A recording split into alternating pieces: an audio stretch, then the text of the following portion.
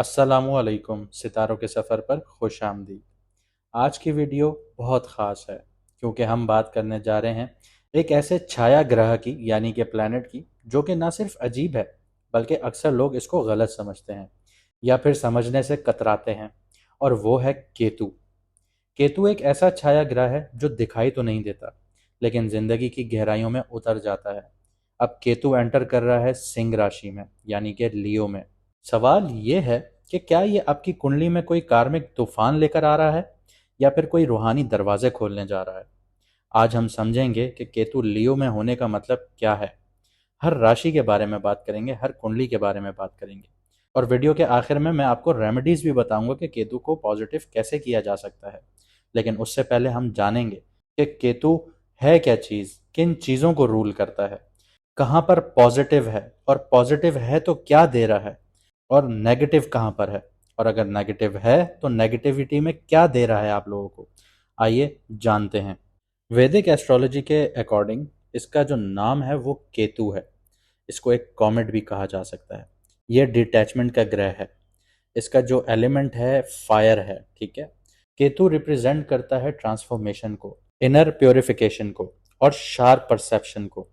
जिन लोगों को समझ में नहीं आई ये बात उनको मैं आसान लफ्ज़ों में समझाता हूँ। केतु जो है वो आपकी ज़िंदगी के पुराने पैटर्न्स को तोड़ता है, स्पेशली वो जो आपकी ग्रोथ के रास्ते में रुकावट बन रहे होते हैं।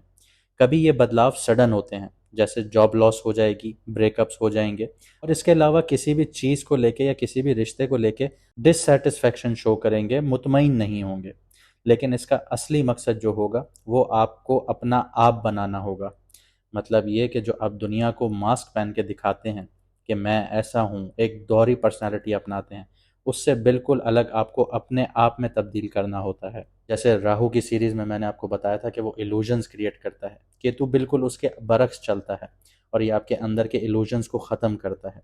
देखिए, बैठे बैठे कभी कभी इंसान बहुत परेशान होता है और वो सोचता है कि मैं कोई ऐसा काम कर लूँ जो बहुत इलीगल भी हो लेकिन पैसा आ जाए। लेकिन फिर अंदर से एक आवाज़ आती है कि नहीं, ऐसा नहीं करना। हाँ, रिलीजियसली अगर हम बात करें तो अल्लाह ताला ने हर किसी के अंदर एक ईमान की शम्मा जलाई होती है। अब वो जो दिया जल रहा है वो हवा के कारण फड़फड़ा रहा है, ठीक है, आग फड़फड़ा रही है। अब आप किसी बुरे काम की तरफ जाते हैं तो वो तेज़ी से फड़फड़ा रही होती है कि बुझ ना जाए। आपको ये ख़तरा होता है कि मेरा ईमान ख़त्म ना हो जाए, तो आप बुरे काम से रुक रहे होते हैं। जिन लोगों का ईमान मजबूत होता है, जो लोग नमाज़ पढ़ रहे होते हैं या अपनी रिलीजियस एक्टिविटीज़ बहुत ज़्यादा फॉलो कर रहे होते हैं, उनमें सब्र का मादा बहुत ज़्यादा होता है। तो ये केतु है जो ये आपके अंदर डेवलप करता है चीज़ें, आपके अंदर के जो इल्यूजन्स हैं उनको ख़त्म करता है ताकि आप अपने असली आप से सामना कर सकें। इसके अलावा केतु जो है वो शार्प परसेप्शन देता है, तेज सोच देता है, तीसरी आंख खोल देता है इंसान की। कई दफ़ा आपने अपने बुजुर्गों को देखा होगा या आप में से कुछ ऐसे लोग होंगे जो ये बैठे बैठे समझ जाते हैं कि अगला जो मेरे साथ बात कर रहा है या कारोबार कर रहा है वो किस नीयत से कर रहा है। उनकी छठी हिस्स एक्टिव हो जाती है, साइकिक सेंस बहुत तेज हो जाती है, डीप इंसाइट होती है, वो बहुत चीज़ों को गहराइयों में सोचते हैं। ये केतु की वजह से होता है। आपको लोगों के इरादे समझ में आ जाते हैं, उनके बिना कहे सिर्फ वो बात कर रहे होते हैं, आप उनके इरादे परख लेते हैं। आपकी छठी हिस्स बहुत ज़्यादा स्ट्रांग हो जाती है। ख्वाब में अक्सर लोगों को ये भी होता है कि वो ऐसी चीज़ें देख लेते हैं जो फ्यूचर में उनके साथ हो रही होती हैं। डेजा वू वाली सिचुएशंस हो जाती हैं। स्पिरिचुअल सिग्नल्स जो होते हैं उनको बहुत ज़्यादा स्ट्रांग मिलते हैं। ये चीज़ें केतु दे रहा होता है। केतु की वैसे तो कोई फिजिकल फॉर्म नहीं है, लेकिन ज्योतिष शास्त्र में या फिर वैदिक एस्ट्रोलॉजी में इसको धड़ कहा जाता है। जैसे राहु जो माइंड कहा जाता है, दिमाग कहा जाता है, मुंह कहा जाता है, इसको धड़ कहा जाता है। शरीर है बिना मुंह के। केतु को जो शर्फ होता है वो स्कॉर्पियो में यानी कि वृश्चिक राशि में या धनु राशि में होता है, और ये जो नीच का होता है ये वृषभ राशि या फिर जेमिनी में भी हो सकता है। लेकिन अगर आपकी कुंडली में ये स्कॉर्पियो में बैठा है तो ये आपको बहुत ज़्यादा रिलीजियस बनाएगा। आपकी थर्ड आई जो है वो एक्टिव होगी, आपकी इंट्यूशन पावर बहुत ज़्यादा स्ट्रांग होगी, ठीक है। लेकिन अगर यही चीज़ आपकी टॉरस में बैठी है या आपके मून साइन से फर्स्ट हाउस में बैठी है तो ऐसे लोगों का दिमागी बहुत ज़्यादा इशू होता है। आपने स्पेशल जो चाइल्ड होते हैं वो देखे हैं जिनका माइंड सही से काम नहीं करता, ये केतु की वजह से होता है। अब मैं आपको बताता हूँ कि केतु किन किन चीज़ों से जुड़ा हुआ है, किन किन चीज़ों को रिप्रेजेंट करता है। केतु डिटैचमेंट को रिप्रेजेंट करता है, इंट्रोस्पेक्शन को रिप्रेजेंट करता है, स्पिरिचुअल इंसाइट को रिप्रेजेंट करता है, साइकिक एबिलिटीज दिखाता है, सेक्रेसी दिखाता है और सेल्फ सेक्रीफाइस दिखाता है। आपने बेशतर और अक्सर लोग ऐसे देखे होंगे जो अपनी कुर्बानी दे देते हैं किसी की ज़िंदगी बनाने के चक्कर में। इसकी बहुत बड़ी मिसाल मैं अगर आपको दूं तो आप अपने फादर को देख लीजिए कि कैसे वो 9 to 5 जॉब कर रहे हैं, दिन रात एक कर रहे हैं कि मेरे बच्चे पढ़ जाएं। उनकी अपनी अयाशी या उनकी अपनी खुशियाँ या उनकी अपनी कोई चीज़ लेने की ख्वाहिश सब मार देते हैं वो। क्यों? कि हमारे बच्चे पढ़ जाएं, हमारे बच्चों का मुस्तकबिल अच्छा बन जाए। तो ये सेल्फ सेक्रीफाइस होता है। इसके अलावा जिसका केतु अच्छा बैठा हुआ है उसके लिए जो फील्ड्स हैं वो स्पिरिचुअलिटी की है, एस्ट्रोलॉजी की है, मेटाफिजिक्स की है, मेडिसिन्स की है, साइकोलॉजी की है, हीलिंग की है, ऑकल्ट्स की हैं या रिसर्च की हैं। इसके अलावा केतु अगर हेल्थ वाइज देखा जाए तो ये आपकी रीढ़ की हड्डी, आपके नर्वस सिस्टम, क्योंकि देखें जैसे मैंने आपको कहा कि फर्स्ट हाउस में बैठा है तो दिमागी लिहाज से इंसान का दिमाग प्रॉपर वे में काम नहीं करता या प्रॉपर वे में ग्रो नहीं करता। इसके अलावा जॉइंट्स, फीट्स या फिर ऐसी बीमारियां जिनके आप लाखों रुपए के टेस्ट करवा लें वो टेस्ट में नहीं आती सामने, लेकिन फिर भी आपको दर्द उठ रहा होता है, वो चीज़ आपको नेगेटिव शो हो रही होती है आपकी रिपोर्ट्स में। फिर डॉक्टर आपको उल्टे सीधे तजुर्बात आपके ऊपर कर रहे होते हैं। तो ये केतु होता है जिसकी वजह से अननोन डिजीजेस आपके अंदर पैदा होती हैं, लेकिन उसका आप इजीली उसको डिटेक्ट नहीं कर सकते। इसके अलावा केतु आपकी पास्ट लाइफ कनेक्शंस को भी दिखाता है। अगर मैं इसका आपको बेटर कॉन्टेक्स्ट दूं, अगर हिंदुओं की बात करूं तो वो जन्मों में यकीन रखते हैं, ठीक है, ये उनके रिलीजन का हिस्सा है। अगर मैं मुसलमानों की बात करूं तो आलम अरवा, जहाँ पे दुनिया में रखने से पहले रूहों को वहाँ रखा गया था, ये आपकी पास्ट लाइफ थी। तो केतु यहाँ पे आपके पुरानी आत्माओं के साथ जो रिश्ते थे उनका सिग्नल देता है। जिन लोगों से आप आज मिलते हैं उनमें से कुछ लोग ऐसे होते हैं जो आपकी पास्ट लाइफ से जुड़े होते हैं। अक्सर और बेशतर आपने ये भी देखा होगा कि आप किसी से नया नया मिल रहे हैं और आप कहते हैं कि यार मैं तुम्हें सालों से जानता हूँ। ऐसा आपके साथ अक्सर और बेशतर होता होगा, क्योंकि अगर मैं इसको आपको इस्लामिक पॉइंट ऑफ व्यू से बताऊं तो आलम अरवा में जब आपकी रूह किसी रूह की दोस्त थी और वो दुनिया में आपसे मिलता है तो आपको ऐसा ही फील होता है कि वो आपका कोई पुराना दोस्त है। ये केतु रिश्ते एक्टिवेट करता है, लेकिन इनसे आपका जो रिश्ता है या तो अधूरे रह जाते हैं या फिर टेस्ट बन जाते हैं। ऐसे लोग जो ज़िंदगी में आते हैं सब कुछ हिला के चले जाते हैं, वो केतु वाले कार्मिक लोग होते हैं। इसके अलावा केतु आपका ईगो तोड़ता है। जैसे शनि है आपका ईगो तोड़ने वाला, वो जो आपके अंदर मैं होती है उसको निचोड़ देता है, ख़त्म कर देता है। इसी तरह केतु भी आपकी मैं जो होती है ना वो तोड़ेगा, और ये काम कभी किसी स्पिरिचुअल टीचर के ज़रिए होता है। इसका ये बहुत हार्श नहीं लेके जाता आपको जैसे शनि लेके जाता है। शनि तो आपको ज़िंदगी में ऐसे ऐसे धक्के खिलवाता है कि आपने सोचे भी नहीं होते। साढ़े साथी शनि से जुड़ी हुई है, केतु से नहीं। केतु किसी जो टीचर होता है ना, रूहानी टीचर, इस्लामिक टीचर हो गया आपका या फिर स्पिरिचुअल टीचर हो गया, तो वो आपको प्यार मोहब्बत से समझाएगा कि ऐसा बेटा ऐसे नहीं करें, इतना ईगो अच्छा नहीं है, आप थोड़ा अपने अंदर ठहराव पैदा करें, सब्र पैदा करें। या फिर कभी कभी इंसान ऐसी सिचुएशंस में आ जाता है कि उसको अपना ईगो छोड़ना पड़ता है। तो इस तरह दो तरीकों से केतु आपका जो ईगो है उसको ख़त्म करता है। लेकिन यहाँ पे मैं आपको ये चीज़ भी बता दूं कि केतु आपको हमेशा सिखाता है, लेकिन ट्रेडिशनल तरीके से कभी भी नहीं सिखाएगा। जैसे एक गुरु आपको सिखा रहा है ना चीज़ के क्लास में बैठ के कि बेटा ए लिखा हुआ है ए पढ़िए, नहीं, ये ऐसे नहीं सिखाएगा। ये लाइफ में इतने गंदे एक्सपीरियंस भी आपको दे सकता है कि आप उनसे सीखना शुरू हो जाते हैं। बहुत टफ सिचुएशंस आपके लिए खड़ी हो जाती हैं। ज़िंदगी के ऐसे ऐसे इवेंट्स आप लोग एक्सपीरियंस करते हैं कि आपके अंदर खुद ब खुद ठहराव पैदा शुरू हो जाता है, ठहराव आ जाता है, सब्र आ जाता है। तो ये सारी चीज़ें केतु देता है। इसके अलावा अगर मैं आपको बात करूं एब्सेंट फादर की, तो केतु वो प्लैनेट है जो आपको फिजिकली या मेंटली या इमोशनली अपने बाप के साथ, अपने फादर के साथ दूर कर देता है। इसी की तरह केतु जब भी आपके सेकंड हाउस या फोर्थ हाउस में होगा तो आपकी जो फैमिली का जो एक स्ट्रक्चर है, पैराडिम है, वो टूटी फूटी एक शक्ल में होगा। कहने का मकसद ये है कि आपका आपकी फैमिली के साथ जो कनेक्शन है वो या तो कोल्ड होगा या फिर रूटलेस होगा। इसी के साथ साथ Ketu second four eighth house में है, तो केतु खानदानी प्रॉपर्टी को भी शो करता है। अगर आपकी खानदानी प्रॉपर्टी है या एंसेस्ट्रल एसेट्स हैं तो आपको उनसे छुपी हुई कोई बातें सामने नजर आएंगी। कि कभी कभी किसी के पास इस तरह भी हो जाता है कि आपके बाप दादा ने विल बनाई थी, वो विल में आपका नाम था ही नहीं, लेकिन आप सारी ज़िंदगी ये समझते रहे कि मुझे ख़ानदानी प्रॉपर्टी मिलने वाली है।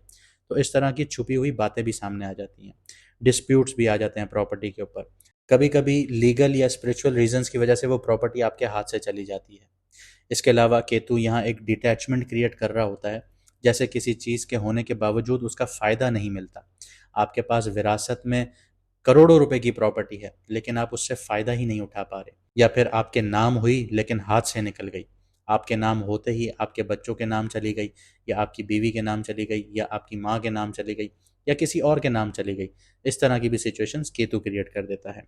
इसके अलावा केतु की जो बेसिक नेचर है ना, वो डिटैचमेंट की है। वो डिटैचमेंट किससे है? मटेरियलिस्टिक चीज़ों से है, दुनिया की मोह माया से है। और केतु जब भी आपके सेकंड, 11th या 6th हाउस में है, तो ऐसे इंसान को मटेरियलिस्टिक जो चीज़ें होती हैं ना, उनकी लालच नहीं होती, या फिर उसे पैसा मिलता भी है तो उसका इंटरेस्ट लूज हो जाता है। आपके साथ अक्सर और बेशतर ऐसे लोग होंगे जिनका पैसों से रिलेटेड कोई इंटरेस्ट ही नहीं होगा। वो कहते होंगे ठीक है, लेकिन उनकी ज़िंदगी में पैसा वैसे ही आ रहा होगा, और जो पैसे के पीछे भाग रहा होगा उसके पास पैसा ही नहीं आ रहा होगा। ये सिचुएशंस केतु क्रिएट करता है।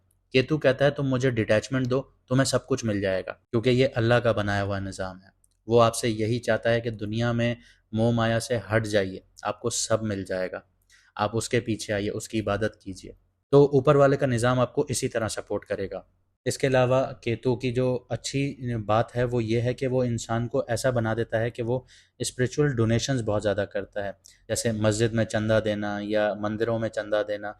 इस तरह जो लोग होते हैं ना, वो उनका केतु बहुत ज़्यादा एक्टिव हुआ हुआ होता है 9, 12 और 4th हाउस में। इसके अलावा जो मैंने बात की कि केतु जो है वो डिटैचमेंट दिखाता है, साथ ही साथ ऐसे लोग जो पैसों से डिटैच हो जाते हैं, इसके बिल्कुल बरक्स में अगर जाऊं, 8th हाउस में चला जाऊं, तो वो ट्रांसफॉर्मेशन का घर है, किसी चीज़ को ख़त्म करने का और शुरू करने का। 8th हाउस है, ठीक है। वहाँ पे अगर केतु है तो ये आपकी आइडेंटिटी को भी ख़त्म कर देगा और एक नया आदमी आपको बना देगा। जैसे आपने ये सुना होगा कि यार ये तो पहले बहुत ऐसा बंदा था, लेकिन अब तो बिल्कुल रिलीजियस हो गया है। तो ये चीज़ें केतु देता है। इसके अलावा और भी बहुत कुछ देता है। अब देखते हैं कि आपकी कुंडली में अगर केतु पॉजिटिव है या एग्जॉल्टेड है या अच्छे घरों में बैठा है, तो आपको क्या एनर्जीज दे रहा है या क्या चीज़ें दे रहा है। डीप कनेक्शन देगा आपको हायर नॉलेज के साथ, और एक्सीलेंट आपकी सिक्स सेंस होगी। इसके अलावा जो आपका एक्सेस है स्किल्स की तरफ या विजडम है पास्ट लाइफ से जुड़ी हुई, वो बहुत ज़्यादा स्ट्रांग होती है। अगर मैं आसान लफ्ज़ों में आपको समझाऊं, तो आपने फिजिकली कोई स्किल हासिल नहीं किया होता, लेकिन जब आप उस काम को कर रहे होते हैं तो वो बहुत ईजीली आप उसको एक्सेस कर रहे होते हैं, बहुत ईजीली उसके ऊपर आपका हाथ बैठ रहा होता है। तो ये पास्ट लाइफ से आपका जुड़ा हुआ स्किल होता है। इसके अलावा मिस्टिकल अगर मैं एक्सपीरियंसेस की बात करूं, तो केतु जब भी आपके 8, 12, 4th या 6th हाउस में होगा या उनको एक्टिव कर रहा होगा, तो आप दिमाग से नहीं, दिल या रूह से समझना शुरू करेंगे।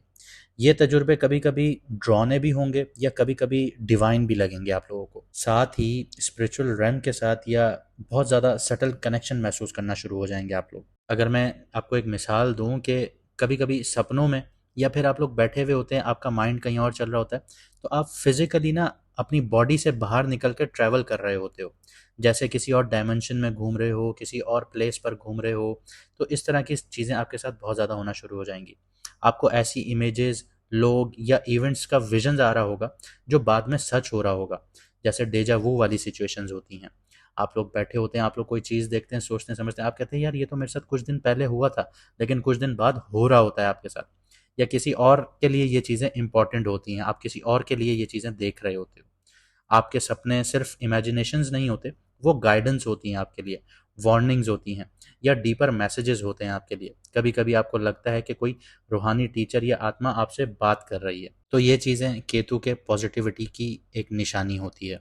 इसके अलावा जो फील्ड्स केतु सपोर्ट करता है वो मेडिकल फील्ड्स में बहुत ज़्यादा कामयाबियाँ दिलाता है, साइकोलॉजिकल फील्ड्स में दिखाता है, या फिर एसोटेरिक फील्ड्स में दिलाता है।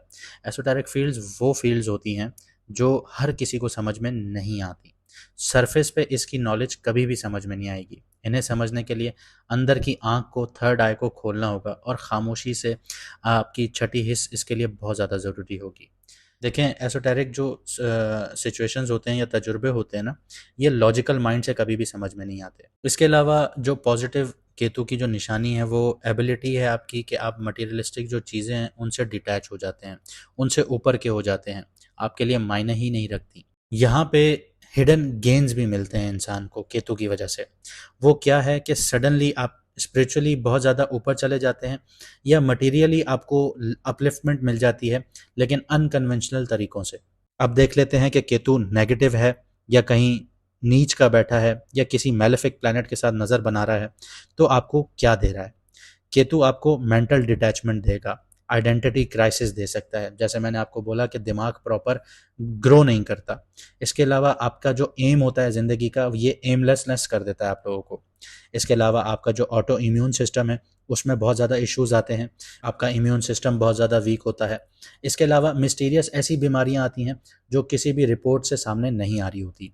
इसके अलावा जो रिलेशनशिप्स की मैं अगर बात करूं, तो आपका रिलेशनशिप बहुत ज़्यादा ठंडा होता है, डिटैचमेंट होती है, डिस्टेंस होती है, अप्रोच होती है, प्यार नहीं होता। आपका बंदा पार्टनर साथ तो है लेकिन आपको उससे प्यार नहीं हो रहा।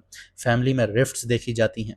इसके अलावा स्केपिज्म का शिकार होता है ऐसा इंसान, हर चीज़ से भागने की कोशिश करता है, कोई भी अपनी जो जिम्मेदारी होती है उसको नहीं उठाता। अकेले रहने का रुझान बहुत ज़्यादा पाया जाता है ऐसे इंसान में। वो सबसे अलग रहना चाहता है और अपनी जो रियलिटी है ज़िंदगी की उससे भागता है। इसके अलावा पैरानोया का शिकार होता है, बहुत ज़्यादा डरता है, बहुत जिन भूत चुड़ैल इन चीज़ों से बहुत ज़्यादा डर रहा होता है।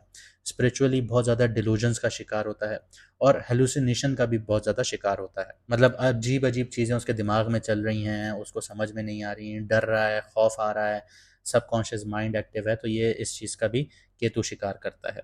इसके अलावा कन्फ्यूजन के थ्रू ना ऐसे इंसान को पैसे का बहुत ज़्यादा नुकसान होता है, फाइनेंशियली भी होगा, सोशल सेटबैक्स भी देखने को मिलेंगे। उसकी वजह मिसअंडरस्टैंडिंग बनेगी या एंगेजमेंट ना होना बनेगी। अब देखते हैं कि केतु का असर आपकी कुंडली पर क्या है। बात करता हूँ एक्वेरियस मून साइन वालों की, यानी कि कुंभ राशि, यानी कि बुर्ज दिलों वालों की। केतु आपके 7th हाउस में आया है। ये एक बहुत डीप और कार्मिक रिश्तों का समय होगा आप लोगों के लिए। 7th हाउस आपकी पार्टनरशिप्स का है, आपकी शादी का है और पब्लिक इमेज का घर है। और केतु यहाँ आके दुनिया से अलग होने की फीलिंग देगा आपको, रिश्तों से दूरी देगा आपको और किस्मत के इम्तिहान लेकर आता है यहाँ पे। लियो एक आग का साइन है और उसका मालिक सूरज है। केतु के साथ ना दोस्ती ना दुश्मनी, ये रिश्ता है सन का। इस वजह से यहाँ ईगो की टकरार और अपनी पहचान पर सवाल उठने लगते हैं। केतु का काम होता है भ्रम तोड़ना, जो आपके इल्यूजन्स राहु क्रिएट करता है उसको तोड़ के रख देता है। इसीलिए राहु केतु दोनों आपस में एक एक्सेस में चल रहे होते हैं, आमने सामने नज़र बना के चलते हैं। दोनों का तवाज़ुन अगर इम्बैलेंस हुआ यहाँ पे, तो आपकी ज़िंदगी में इल्यूजन्स बहुत ज़्यादा क्रिएट हो जाएंगे या आप दुनिया से डिटैच बहुत ज़्यादा हो जाएंगे। तो इसी नेचर को लेके चलते हुए केतु यहाँ पे आपके 7th हाउस में आया है और ये आपके रिश्तों के जो झूठे भ्रम हैं उनको तोड़कर आपके सामने रख देगा, आपको असल रूप दिखा देगा। इसके अलावा जुपिटर की तीसरी नज़र केतु पे पड़ रही है, जो एक धीरे धीरे स्पिरिचुअल विजडम देती है यहाँ पे। केतु भी जुपिटर को 11 नज़र से देख रहा है, मतलब डिवाइन इंट्यूशन या स्पिरिचुअल नेटवर्किंग आपकी ज़िंदगी में खामोशी से एंटर कर रही है यहाँ पे। ये आपके लिए पॉजिटिव ग्रोथ लेके आएगी। करियर और फाइनेंस की बात करते हैं। बिजनेस या प्रोफेशनल पार्टनरशिप में कन्फ्यूजन्स आ सकती हैं, मिसमैच हो सकता है या अलग होना हो सकता है यहाँ पे। केतु यहाँ आपको ऐसे लोगों से अलग भी कर सकता है जिनसे आपका कार्मिक कॉन्ट्रैक्ट पूरा हो चुका हो। फाइनेंस में कोई मेजर लॉस या अनएक्सपेक्टेड एक्सपेंस भी हो सकते हैं, लेकिन अगर आप किसी स्पिरिचुअल या सर्विस बेस्ड फील्ड में हैं, जैसे हीलिंग हो गई, एस्ट्रोलॉजी हो गई, साइकोलॉजी हो गई, तो यहाँ पे हिडन ब्लेसिंग्स भी मिल सकती हैं आप लोगों को। इस टाइम पीरियड में पब्लिक इमेज भी अनक्लियर हो सकती है आप लोगों की। आपको लग सकता है कि लोग आपको समझ नहीं रहे। केतु यहाँ आपको अंदरूनी रिकग्निशन की तरफ लेके जा रहा है। यहाँ पे एक्सटर्नल वैलिडेशंस की तरफ नहीं लेके जाता केतु, वो राहु लेके जाता है आपको। लव और रिलेशनशिप्स की बात करते हैं। 7th हाउस का मतलब है शादी और लॉन्ग टर्म रिलेशनशिप्स। यहाँ केतु का होना ये बताता है इमोशनल डिस्कनेक्ट या रिलेशनशिप फटीग देखने को मिल सकती है। अचानक ब्रेकअप हो सकता है या रिश्ता ठंडा पड़ सकता है। कोई पुराना प्यार करने वाला यहाँ पे वापस भी आ सकता है। इस टाइम पीरियड में आपके अंदर एक चाहत उठेगी, ख्वाहिश उठेगी कि आप या तो अकेले हो जाएं या फ्री हो जाएं किसी चीज़ से छुटकारा पा लें। केतु यहाँ पूछेगा आपसे, क्या तुम इस रिश्ते में सच में हो या सिर्फ नाम के लिए हो।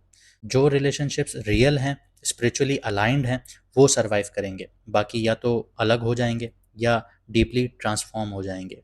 आगे बढ़ता हूँ, हेल्थ और मेंटल स्टेट की बात करता हूँ। केतु 7th हाउस से बैठ के डायरेक्टली आपका फर्स्ट हाउस एक्टिव कर रहा है। तो यहाँ पे आप अपने आप को लेके कन्फ्यूजन्स का शिकार हो सकते हैं, आइडेंटिटी क्राइसिस का शिकार कर सकता है ये आपको, या फिर मेंटली फॉग का शिकार हो सकते हैं। यानी दिमाग में कोई क्लियर आइडिया नहीं आ रहा, बहुत सारी चीज़ें चल रही हैं, कोई क्लैरिटी नहीं मिल रही। आपको लग सकता है कि आप खुद से दूर हो गए हैं। ऊपर से लियो में है आपका केतु, तो इसकी वजह से जो आपकी ईगो है वो मेल्ट होना शुरू हो जाएगी यहाँ पे। एंजाइटी, डिसीजंस प्रॉपर नहीं ले पाना, डिसीजंस में आपको डिले होना और ओवर थिंकिंग बहुत ज़्यादा हो सकती है आप लोगों के लिए। अगर आप इन सब का तोड़ चाहते हैं या इन सबको अच्छे से मैनेज करना चाहते हैं तो योगा प्रैक्टिसेस कीजिए, खामोशी से अपना टाइम स्पेंड कीजिए, जो मोबाइल वगैरह चीज़ें सब सारी चीज़ें साइड पे रख दीजिए, खामोशी से बैठिए, अपने आप को समझिए, अपने अंदर की आवाज़ को समझिए, जर्नलिंग कीजिए, जो दिमाग में आइडियाज़ आ रहे हैं या चीज़ें आ रही हैं या जो चीज़ें आपको परेशान कर रही हैं उनको बैठ के एक किताब पे लिखिए कि आपको क्या परेशान कर रहा है, क्या चीज़ आपके लिए आइडिया साबित हो रही है, क्या चीज़ आपके लिए नुकसानदेह साबित हो रही है, सारी चीज़ें लिखिए जो दिमाग में चल रही हैं। यहाँ पे आपको क्लैरिटी मिल जाएगी। स्टूडेंट्स की बात करते हैं। जो स्टूडेंट्स लॉ पढ़ रहे हैं, साइकोलॉजी या ह्यूमैनिटीज़ पढ़ रहे हैं, उनके लिए ये फेज़ डीप इंट्रोस्पेक्शन और अल्टरनेटिव थिंकिंग ला सकता है। ट्रेडिशनल एजुकेशन में इंटरेस्ट कम हो सकता है, लेकिन ऑकल्ट या एसोटेरिक जैसे सब्जेक्ट्स में अट्रैक्शन बढ़ सकती है आप लोगों की। आपके तीसरे घर को भी केतु एक्टिव कर रहा है, तो राइटिंग, स्क्रिप्टिंग और थॉट शेयरिंग में डीप आपको समझ मिल सकती है। आपकी छठी हिस्स बहुत तेज़ हो सकती है यहाँ पे। तो अगर आप राइटिंग और स्क्रिप्टिंग वाला काम कर रहे हैं या कंटेंट क्रिएशन वाला काम कर रहे हैं तो यहाँ पे आपके पास आइडियाज़ बहुत अच्छे आएंगे। आपकी जो इंट्यूशन है या आपकी छठी हिस्सा है वो बहुत ज़्यादा डेवलप हो सकती है। आइए अब चैलेंजेस और शेडो एरिया को देखते हैं कि जो इस फेज़ में आ सकते हैं। शादी या पार्टनरशिप्स में डिस्टेंस आ सकते हैं, डिस्कनेक्शंस देखने को मिल सकते हैं। सेल्फ वर्थ और आइडेंटिटी का कन्फ्यूजन्स हो सकते हैं यहाँ पे। करियर में या पब्लिक डीलिंग्स में आपको किसी भी वजह से शर्मिंदगी भी उठानी पड़ सकती है। अकेलेपन का बहुत ज़्यादा एहसास होगा, चाहे आप किसी के साथ बैठे हुए ही क्यों ना हो। इसके अलावा ईगो क्लैशेस हो सकती हैं या किसी काम को ना करने की चाहत भी यहाँ पे एडजस्ट हो सकती है आप लोगों के लिए। कम्युनिकेशन ब्रेकडाउन भी देखने को मिल सकता है क्योंकि थर्ड हाउस एक्टिव है यहाँ पे।